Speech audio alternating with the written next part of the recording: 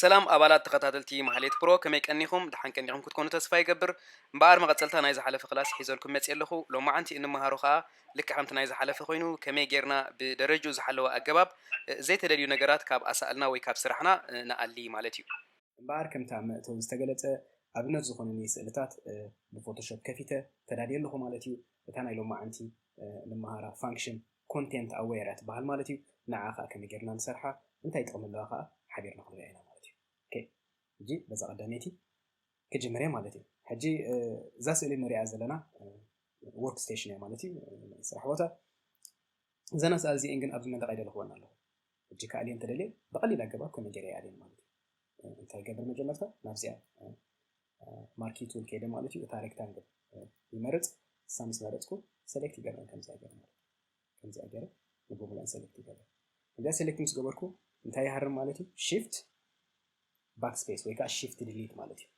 ሽፍት ዲሊት ወይ ከዓ ሽፍት ባክስፔስ ይሃርም እዚኣ ተንፃልያ ማለት እዩ ትሪእዋ ኣለኹም እዚኣ እታ ናትና ፋንክሽን ማለት እዩ ኮንቴንት ኣዌር ማለት እዩ ካብዚአን ኮንቴንት ኣዌር ክትመርፁ ትኽእሉ ኣለኹም ኩሉ ግዜ ማለት እዩ color adaptation check ክኾን ክኽእል ኣለዎ opacity 100% ክኾን ኣለዎ ሞድ ኖርማል ኦኬ ንብላ ማለት እዩ ኦኬ ንብላ ያ ራእይ ዋጅ ብዘይ ክሎን ብዘይ ብራሽ ብዘይ ገለመለ ከምታ ዝደለናያ ንብሙላን ኣልያትን ኣላ ማለት እዩ ኮንትሮል ዲ ሰሌክሽን ኮይኑ ኣሎ ሕጂ ሰሌክትድ ኮይኑ ስለ ዘሎ ኮንትሮል ዲ ገይረ ካብ ሰሌክሽን ይወፅእ ማለት እዩ ራእይ ዋጅ ስእሊ ዝነበሩ ኸማ ኣይመስልን ማለት እዩ ኦኬ ናብ ተኸሊት ኣብነትና ንኽእል ተኸሊት ኣብነትና ከዓ እዚኣ ማለት እዩ ካፕሽኑ ኣብ ጣውላ ኮፍ ኢላ ኣላ ማለት እዩ ነዚኣ ከመይ ጌርና ንኣለ ንሪኢ ኢና ማለት እዩ ናብዚኣ ንመፅእ ሬክታንግል ንመርፅ ሽዑ ኣብዚኣ መፂና ከዓ ሰሌክት ጌርና ንብሙሉእ ማለት እዩ ነታ ሻዶው ከይተረፈ ሰሌክት እንተገበርናያ ፅቡቅ እዩ ነዛ ሻዶው ኣብዚኣ ዘላ ማለት እዩ ናይዛ ቢያቲ ሻዶው ማለት እዩ ስለዚ እንታይ ንገብር ሽፍት ዲሊት ወይ ከዓ ሽፍት ባክስፔስ ኩሉ ግዜ እዚኣ ኮንቴንት ኣዌር ከም ዘላ ቼክ ክንገብር ንክእል ኣለና ኦኬ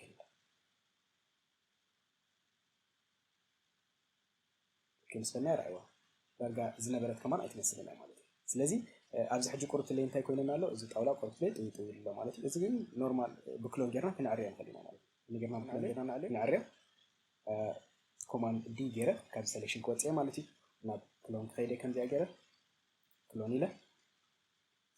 ኩለነይ ቁርብትለይ ኣዕቢ ከብለይ ሳይዙ ማለት እዩ ራይት ክሊክ ገይረ ናብዚ ይመፅእ 76 80 ፒክሰል ክገብሮ ማለት እዩ ኢንተርብላ ምስ ወዳኹ ሕጂ ነዚኣ ክዕርያ ደልየ ኣለኹ እዚኣ ላይን ጠውያ ስለ ዘላ ተኸብላ ደልየ ኣለኹ ነዘን ኣብዚኣ ዘለዋ ላይንስ ማለት እዩ ካብዚ መፅእ ሰሌክት ይገብር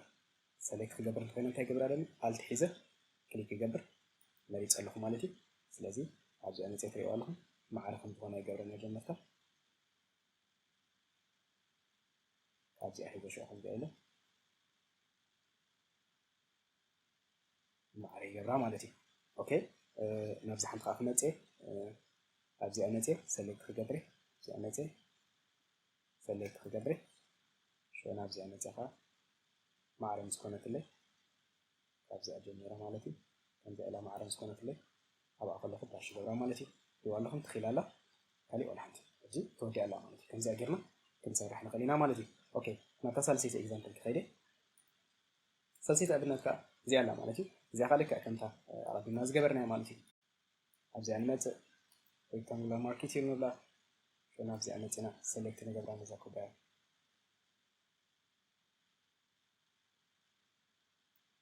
show shift delete ሃሪና ኮንቴንት ኣዌር ነምፅኦ ማለት እዩ ኢንተር ንብላ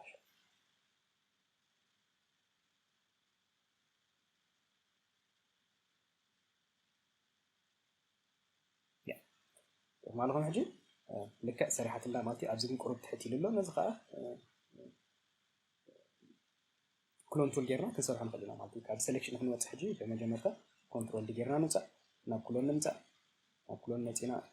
ተቐዳመይ ዘላ ንምረፃ ኣብዚኣ መፂና ከዓ ሰሌክት ንገር ማለት እዩ ሕጂ ኣልት ሒዝና ኣብዚ ንምረፅ ማለት እዩ ካብዚ ናደድና ደልና ክሊክ ንግበር ናብዚ መፂና ትሪእዋ ኣለኹም ማዕረ ምስ ኮነት ማለት እዩ እዚኣ ገርና ገረ ወዳላ ማለት እዩ ልክዕ ሕጂ እዚ ኮንቴንት ኣዌር ብምንታይ ዝሰርሕ ብኣርቲፊሻል ኢንተለጀንስ ወይ ከዓ ኤአይ ማለት እዩ ቢውልት ኢና ኣሎ ኣብ ፎቶሾፕ ማለት እዩ ብከምኡ ካብዚ ከባቢ እዩ ዘሎ ማለት እዩ እስካ ክሎን ገይሩ ማለት እዩ ባዕሉ ይግምት ማለት እዩ ንኣብነት በቲ ቢያቲ ተሸፊኑ ዝነበረ ሕጂዝስ ጣውላ ከም ምኳኑ ፈሊጡ ጣውላ ገይሩ ኣሎ ማለት እዩ በቲ ኩባያ ተሸፊኑ ዝነበረ እዚ ባክግራውንድ እዚ ከም ዝነበረ ፈሊጡ ኮፒ ገይሩ ኣሎ ማለት እዩ ስለዚ እዚ ብጣዕሚ ብጣዕሚ ብጣዕሚ ኢምፖርታንት ፊቸር እዚኣ ክንሕዛ ኣለና ኩሉ ግዜ ማለት እዩ ሕጂ ናይ መወዳእታ ክልተ ኤግዛምፕል ተሪፈና ኣለዋ ቁርብ ክብል ዝበላና ማለት እዩ ናብአን ክንከይድ ኢና ማለት እዩ ሕጂ እንታይ ክገብረለ ካብዛ ናይ ድራር ጣውላ ማለት እዩ ነዛ ፊየሪ ሒዛ ዘላ ባዞን ነዛ ቢያቲ ዓይነትን ከምዚ ቦል ማለት እዩ ናየን ከውፀን ደልየ ኣለኹ ማለት እዩ ስለዚ እንታይ ይገብር ንበነፍተ ናብ ሬክታንጉላር ማርኪት ቱል ከይደ ሬክታንግል መርፅ ማለት እዩ ነዚኣ ከዓ ካብዚኣ መሪፀ ከምዚኣ ገይረ ሰሌክት ይገብር ማለት እዩ እዚአን ከውፀን ደልየ ማለት እዩ ቴብል ነፃ ክትኮነለይ ደልየ ስለ ዘለኹ ማለት እዩ ስለዚ ሽፍት ዲሊት ወይ ከዓ ሽፍት ባክስፔስ ሾው ኢንተር ማለት እዩ ኢንተር ምስ በልና ከምዚ ከተምፀልና راي وحجي እንታይ ጌራልና ማለት እዩ ቁርጥ ላይ ሕጂ ያ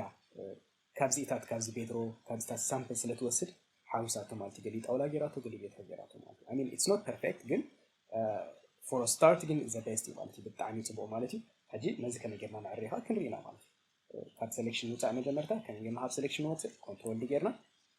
ናብ ኩሎን ንኺድ ተሪፍና ዘሎ ሕጂ ነዚ ታሕቲ ከም ቤትሮ ሓሲባቶ ዘላ ማለት እዩ ንዕኡ ንምእላይ ማለት እዩ ተሪፍና ዘሎ ስለዚ ካብ ዝላዕሊ ኮፒ ጌርና ናብ ታሕቲ ከነብሎ ንኽእል ኢና ማለት እዩ ስለዚ ክሎን ቱል ሰሌክት ንግበር ናብ ክሎን ቱል ከልዳ ሕጂ ናይ ክሎን ቱል ሕጂ እታ ሳይዝ ፅብቕትላ እንድሕር ንኢሻትኩም ወይ ዓብያትኩምን ራይት ክሊክ ጌርኩም ከምዚ ጌርኩም በዚያ ከተዕይዋ ከተነስዋ ትኽእሉ ኢኹም ማለት እዩ ንሕጂ ግን እዛ ዘላ ዓቐን እኽልቲ ኣናዓይ ማለት እዩ ኣብዚኣ መፅአ ኣልትሒዘ ክሊክ ይገብር መሪፅ ኣለኹ ማለት እዩ እቲ ዝመረፅክዎ ክሬት ኮይነ ትሪእዎ ኣለኹም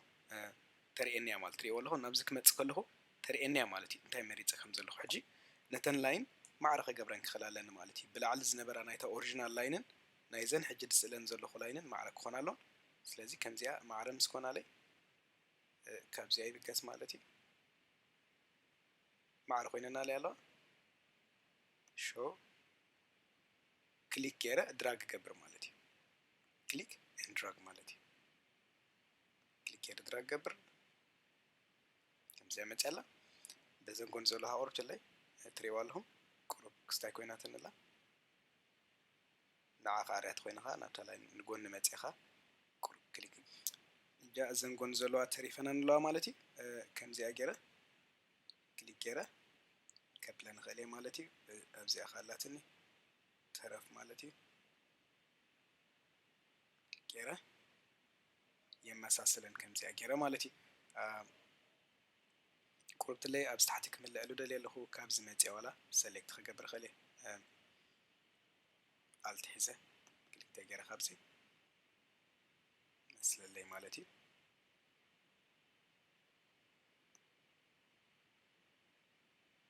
ገይርካ የመሳሰላ ማለት እዩ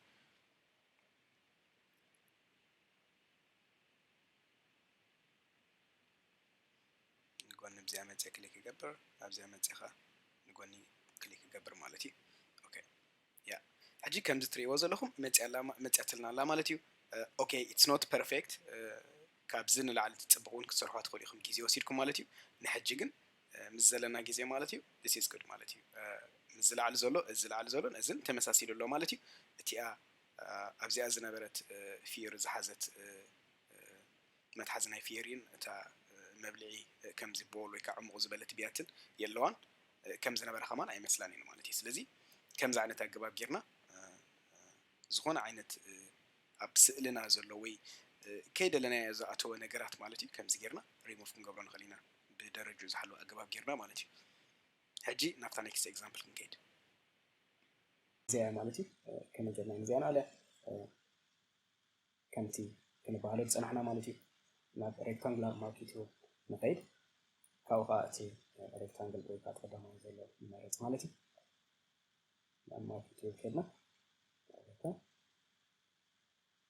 يعني كنترول دي جرا خوت ايه تبي جرا سلكت كده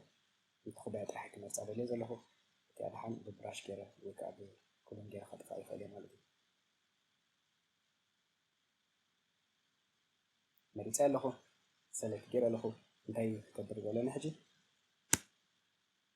ويا لك شيفت ديليت لك شيفت باك سبيس كونتنت اور كنت عليه كونتنت اور كنت عليه اوكي كلاي شو ماجيك يا كونتنت اوير بتعمي اقداس زخوني مالتي كاب سيلكشن كوتسي حجي كنترول ديلا كوتسي تري والله حجي كم زي نبرات كيرو والله مالتي حجي زغن تسست دبل دبز دبل نغير يراينا له راح تسجملن ازي كابزي كوب እንዳገርነው كلون እንዳገበርና ከናሪያ ንخلينا مالتي እዚ አስትሮካ ተሪፋልና مالتي እዚ አስትሮካ ሓፃሪና ነራሪኹ ማትኩም ግን ክትቅጽል ትኽእል ያ ቁመታ ባዕሉ ገሚቱ مالتي متحتي ቀጽላ ትላላ مالتي ስለዚህ كل ጊዜ ኮንቴንት አዌር ካፍታ አካባቢ ይዞሎ ፊቸርስ ወይ ካፍታ አካባቢ ይዞሎ ኤሌመንትስ ካው ሰሌክት ገሩ ነው አጽኒዒ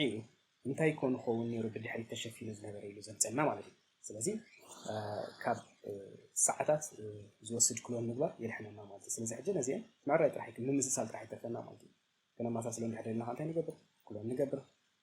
ክሎን ስታምፕ ቱልመንት ሰሌክት ንገብርና ማለት ነው ሰሌክት ካብዝ መጽ ሰሌክት ከገብረ ማለት ብራሽ ከን እሺ ያቆርጥ ላይ ኢንተር ክብለ ካብዝ መጽ ኻ ኮንትሮል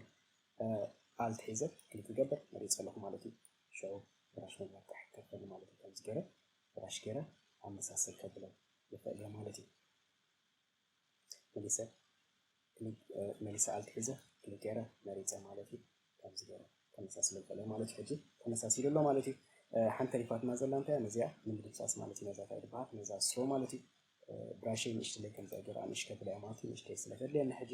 ታስትሮ ቀጥላ ስለዝኾነ ኢንተር ክለ ትሪዋልሁም ዛ ብራሽ ወይ ካና ክሎን ነገሪት ማለት እሳ ኢንሻአላ ማለት እንታይ ዝገበር ሕጂ ካብዚ ኣብዚ ከባቢ ካው ክመርጻለ ምክንያቱ ነዚ አንድ ሕካ ላይ ሆነስ ለከባቢ አክመስል ትላሏ ካብዚ ክመርጽ ማለት ይቆርጻለ ዝበለ كليك جبره نزاها كان جاي لها كلبس ساي مالتي ننسى قالت كذا كليك جبره هج كان رسع عندي بلنا الحين كان رسع عندي بلنا حج الحين كونتنت اوير شيفت باك سبيس ويكا شيفت ديليت كيرنا نمصو مالتي بدحري كونتنت اوير سريحنا عند حد صبق زي مصلنا كلون غيرنا كسرح لكويناها نازا كلون متيناها نتاكلون نخفتا مالتي تاكلون اكتيفيتد مسكونت كم زرعكما كبابي احمصكم مالتي اندحرناتا سيتينجز معبايا من اسا اندحرك تناتا سايز كتقيرون نحر لكم رايت كليك غيركم نافزي مص مالتي انت عينتي كنت داليو እዚ ሕጂ ብራሽ ጫፍጫፉ ህስስ ዝበለ ዘሎ ማለት ኩሉ ግዜ እዚ ተመረጽካ ይጽቦ እዚ ድሕር ኮይኑ ግን ሃርድ ላይን ስለ ዝኾነ ተጫፉ ይፍለጥ ማለት እዩ እዚ ግን የመሳሰሉ ይጽቦ ነሩ ኣብዚ መጽናኻ ሳይዙ ከነ ተዓራሪ ንኸልና ማለት እዩ ስለዚ እዚ አን ክንርሳዕን የብልና ስለዚህ ሆፕፉሊ ኮንቴንት አዌር ፋንክሽን አፍ ፎቶሾፕ ፈቲኩም ሆትኩም ተስፋ ይገብር ብጣዕሚ ብዙሕ ሰዓታት ሴቭ ዝገብረልካ ማለት እዩ ስለዚህ በዘን ዝረአናየን ኣብነታት ኒሽ የተማሂርና ክንከውን ተስፋ ይገብር ባርና ኢሎም ማዓንቲ ትምህርቲ እዛ ክንመሃራ ዝፀናሕና እያ ትመስል ማለት እዩ ኮንቴንት አዌር ነራ ማለት እዩ በቅልል ዝበለትን ብርድእትን ኣገባብ ቀሪባ ክትከውን ተስፋ ይገብር ዘይተረዳእና እንድሕር ኣሎ ሕቶ ርእይቶ ከምኡውን هنا تنقفيت عن حرالة في comment section ويدما بإيميل mahlet.edu@gmail.com بمتحف رخوبنا حبيرنا كنسرح دلوقتي لنا بخالي أو كالي أوان بخالي الحسوك سامنا الرخب سلام كنا جاو